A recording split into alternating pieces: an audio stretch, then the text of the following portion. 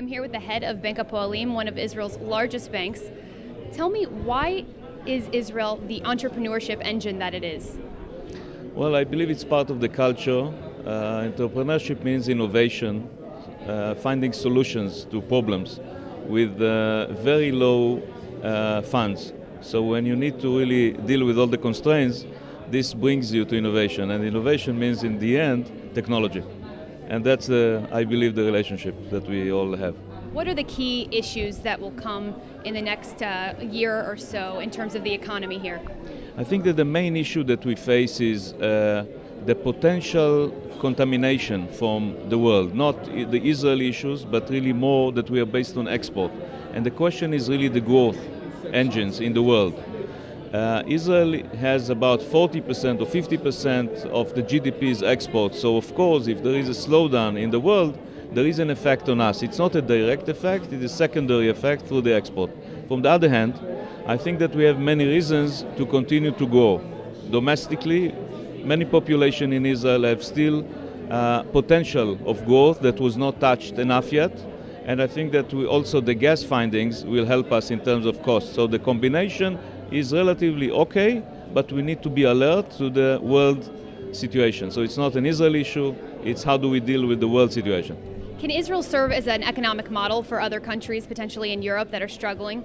Well, I think that the economy is very simple. People try to all the time invent new ideas, but economy is about discipline.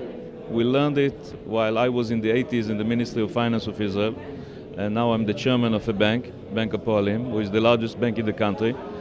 And I think that what we learned at the time as young people in a crisis was keep the budgetary discipline. Without it, you lose control, your debt increases, and you are in big trouble. And this is what Israel was able to do politically for many years, to keep the deficit under control. When you do it, the debt is declining, and you can find measures how to develop the country.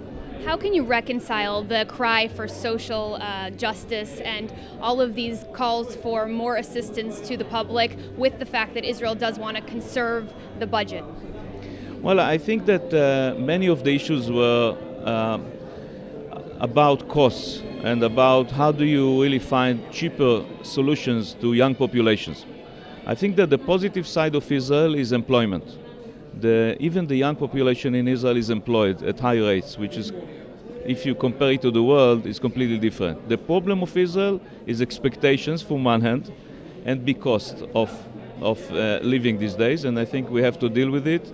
Many programs were done by the government. We also, as a bank, are dealing with it. We are now doing many projects relating to young population, students, and even small businesses. We all realize we need to deal with it.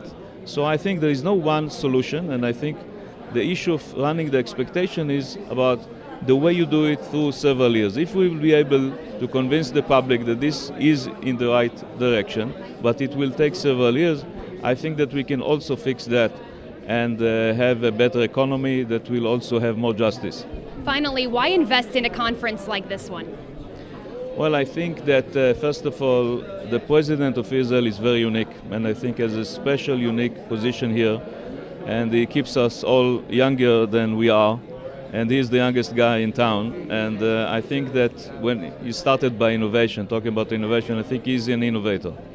And I think he's an innovator not only of Israel, but of the Jews, first of all, of the world, and of the world in general, and we want to take part of it. We want to be leading player in many activities in Israel and in the Jewish communities, and we put a lot of effort in that, and I think that this is the right place to be here.